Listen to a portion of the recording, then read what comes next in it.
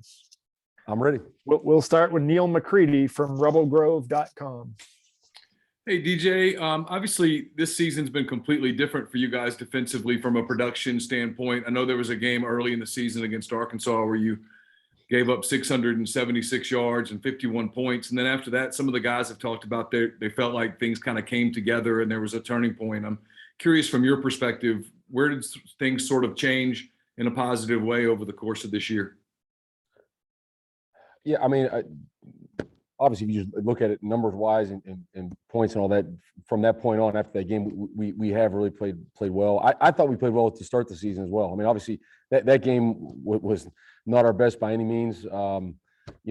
The week before that, we were in some tough spots and struggled a little bit. But really, overall, when you look at how we started the season, I think to answer your question, this goes back to something that we really built in the offseason. And it was really a matter of taking ownership and pride in what we're doing, knowing that we have to improve and play better. Our players, total credit goes to them. They have really bought into that and bought into playing together. We did a lot of things. It was about the team. There's certain things scheme-wise and different players, and all those things help. But really, the number one thing was about just playing for one another, being part of a team. And so that was big throughout the offseason. And I think after that game you just spoke of, we really leaned hard on that. We really went back to, the things that we had talked about and built on and said, man, we put a lot into this thing. We're not going to let it slip away. And again, to our guys' credit, they responded the right way, and I think it played very well. We'll now go to David Ubben from The Athletic. DJ, what's your feel, especially from the older guys on this team, of what it means to have the season you guys have had and be on the doorstep of a really big year and to be in the Sugar Bowl? Well, that's obviously for those guys, the coolest thing about coaching, I think, is to see the look on the young men's faces when they experience success. I think it's such a confidence builder for life, and ultimately that's what we're all here for. And so these guys, to this point in their career, had never won more than 6 games in a season, never been part of all these things and Sugar Bowl and all the great things that we've accomplished as a team. And I think that's really it's stuff that you can always draw back to and build on as you go and have a family and go do life's work, whatever that is for you. And so it's been really cool. It's been enjoyable. It's been a great thing to be a part of. I totally feel like we've seen, guys just change their day-to-day, how they feel, how they operate, what they do. And I think that has a lot to do with it. We'll now go to Parrish Alford from the Northeast Mississippi Daily Journal. DJ, going back to that Arkansas game you were talking about earlier, it seems that you guys have brought pressure more often, have blitzed more after that game. Is that correct? And if so, how did you all arrive at that as something that you wanted to do? Yeah, I think I'm sure again, if you look at the numbers, that would be a true statement. We're just trying to create negative plays. We're trying to get offenses off track, which I think is just a key fundamental of defense. Again, I'll give credit to the players on that. We have some guys that really do a great job of winning their one-on-one. And so, our sack number has gone way up and negative plays have gone way up. And I think when you create those explosives, we talk about limiting the explosives on offense. When you create defensive explosives, which is negative plays and turnovers, and those are the things that really change the game, and so we have certainly focused on that. We worked hard at it, both not just scheme-wise, but execution and technique and fundamentals and effort and all those things. And it has certainly helped us, during this run throughout the season. We'll next go to Ted Lewis from the New Orleans Times-Picayune. Yes, all the things you talked about getting better on. How satisfying is it as a coach when you push the buttons and they work? Yeah, again, I'll just say it's fun to be part of a team when the guys are bought into the team and playing together and then experiencing success. That's what it's all about. Really work hard. I think we coach and play the ultimate team sport, and I think it's one of those things that's getting lost amongst our society and everything we do, and being part of something bigger than yourself. And so, when all that's going on in the world and we can get a group of guys together and really buy that and believe in, being a part of something bigger than themselves, like being accountable to the guy next to them, it's fun. It's rewarding. It's a cool thing to be a part of. And so, obviously with the success we've had so far, and we certainly want to go finish this and play our last game the right way. It's fun to go through that with your guys and just see how that has an effect on them and their daily demeanor, just the positive attitude they have with it. We'll go to Eric Kelly from KWKT TV in Waco. Hey, Coach, just in terms of that Baylor offense, especially with Gary Bohannon under center, what just stands out to you about what they're able to do on that side of the ball? Yeah, I mean, I think Bohannon is a really, talented quarterback. He's a guy that can be just throwing the ball in, running it. And I think what stands out the most from their offense is their ability to run the ball. They're very well coached. They're sound at what they do. They have a scheme they know what they want to do, and they're consistent about it. They certainly want to establish the run game. And, I think really what stands out as well is the shots they take down the field. They've hit some big plays and play action shots that Thornton stands out down the field. They put that ball up to him and he'll go run and catch it. And he's got great speed and ball skills. And so, it's a challenge for us. And we've got to make sure that we come ready to play physical and stop the run game, as well as, limit those shots down the field that I think are the game changers when you get a big chunk play. Next, we'll go to Nick Suss from the Clarion Ledger. Hold on for 1 minute. We'll adjust the microphone. Sure.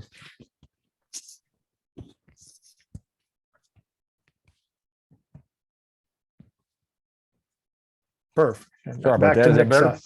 Yep, a little bit better. Nick Suss now. Go ahead, Nick.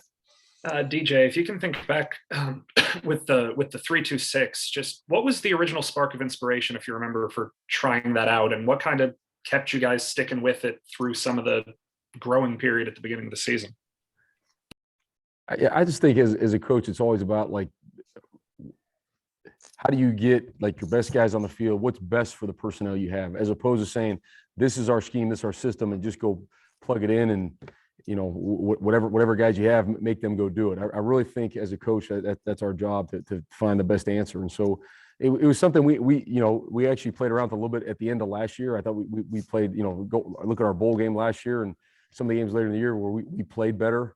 It was something that we dabbled with. So it started right there. And then the offseason, it became, okay, let's really get entrenched in this, involved in it. And, we studied a lot of film, several different teams and also ourselves, and said, where do we need to be better? Where can we help ourselves? And, it's never just one thing. It's never, hey, we just got to recruit better, or we got to go get transfers, or we got to change our scheme, or it's a combination of everything. It's just, you got the guys we have, we got to help them as coaches. How do you do that? You help develop them in the off season with technique, fundamentals, weight room training, all that stuff.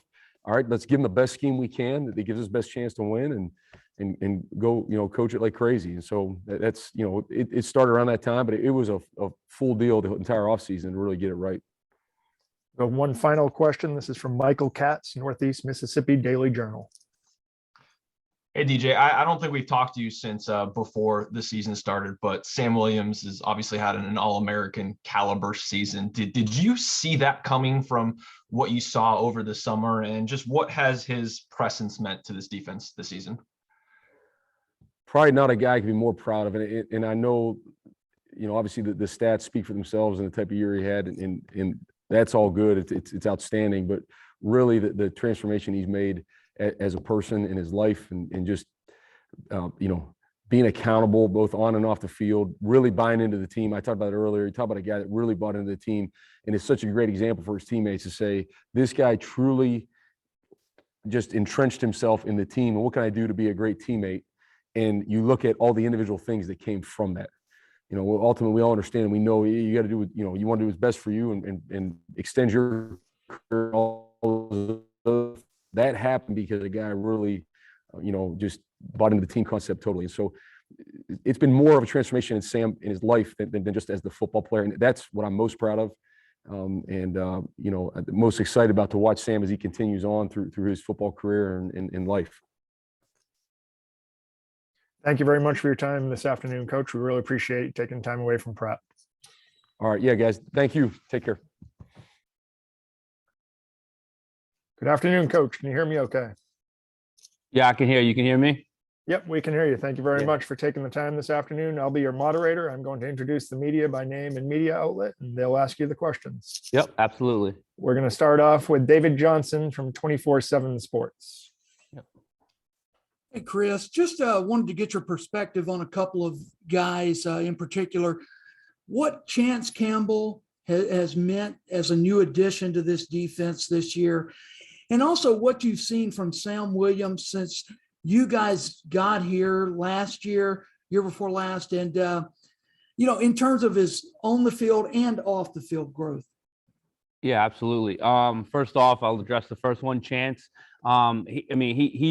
He's been everything to this team. He's come in and he just showed who he was as a person to get integrated so fast and and win the starting spot. And with his leadership, he was viewed day one as a leader on this team and a competitor. And he leads with actions, right? Not as much words. So he's a worker. He's a film watcher. He loves the game and he brings guys along with him to really show them the way on how it's supposed to be done. It's hard to put into words what he's meant to this team. He's really been incredible for us. Sam, obviously, it's been awesome, man. It's hard not to love him. He's really bought into the football team. Over the last 2 years and got away from himself and really just, put in the work ethic on and off the field to really change his life. It's been pretty special. And he had a son along the way, which I think puts a lot of things into perspective. And, he's really a guy that you're going to root for hard going forward, obviously in this game and moving forward. But those two guys you just mentioned are a big part of the reasons that we were able to get this thing going and win 10 games this year. Go to David Ubben from The Athletic.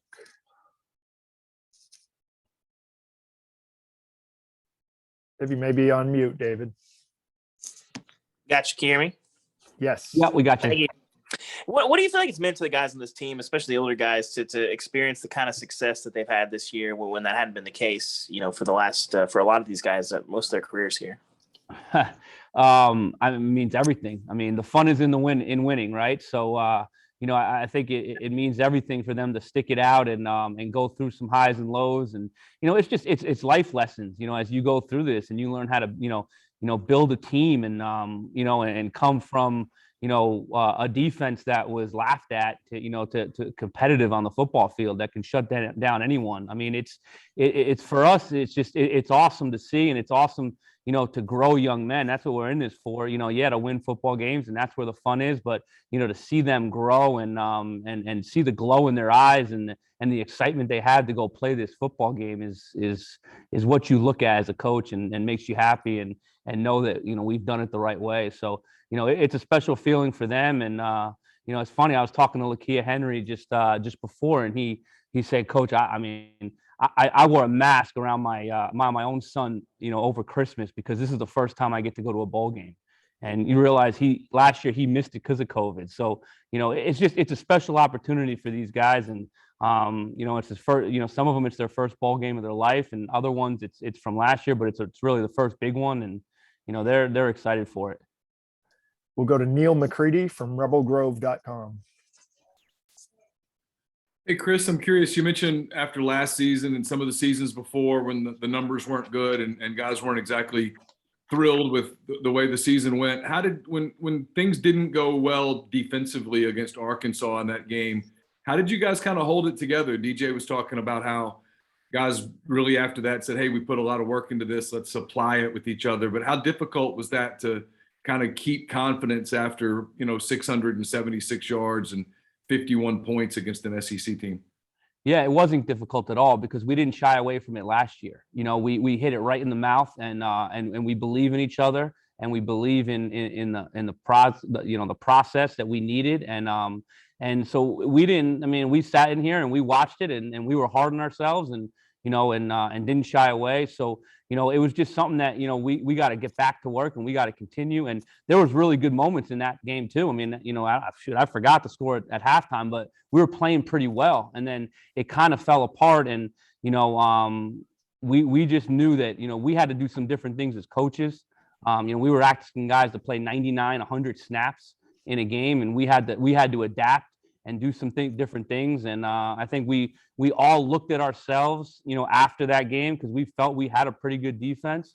We all looked at ourselves after that game and pushed ourselves to get up and get better. So I don't think that's hard. I think that's part of this thing. Everyone wants to, go undefeated and shut everyone out, but that's not realistic. That's not real life.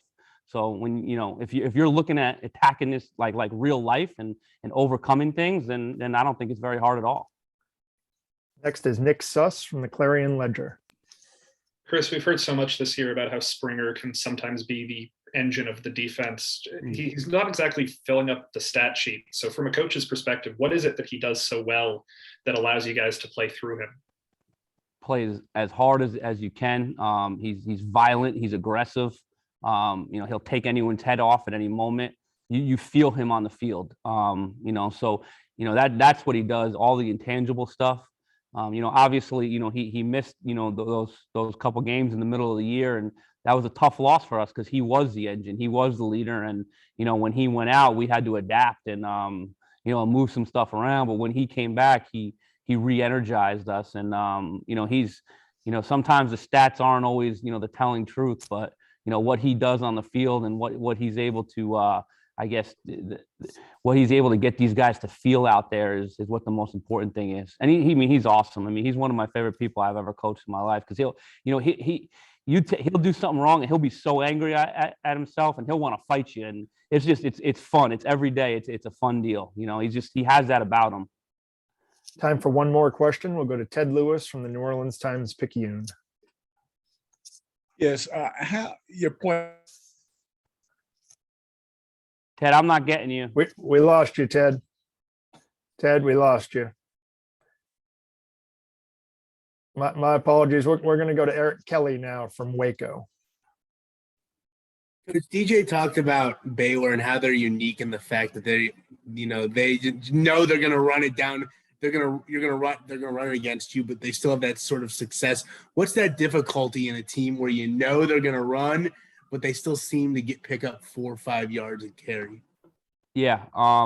They're really good at what they do, right? The way they run the ball, they run stretch and then they run it in a lot of different ways. They dress it up and they'll hit it in all different spots, so you got to be really, really sound, in all the gaps. And that's the front, the linebackers, the safeties, to edges, the corners at times. Like, everybody's got to be sound because, they hit it all over the field. And I liken it a little bit to like Mississippi State in the pass game, right? Where they only run a certain amount of plays, but they know all the issues with it and they know where to hit it, where to put the ball. Baylor's similar in the run game. It's something where, we got to get negative plays. We got to knock them back and we got to rally. We got to be gap sound and we got to tackle and, play sound fundamental football and play hard, get 11 guys running at the running back and hit whenever, it'll knock them back and force them to throw the ball down the field. Thank you very much for your time this afternoon, Coach. We really appreciate it. No problem. Thanks, guys.